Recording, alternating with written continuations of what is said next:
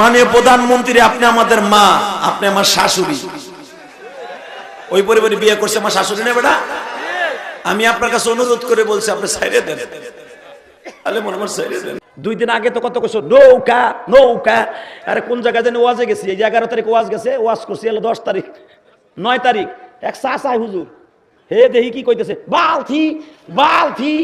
হে চাচার ঠ্যাঙাটা লুলা, হে বালতি কইতেছে, সেটা বালতি যেন খুরাইতো করে বালতি বালতি।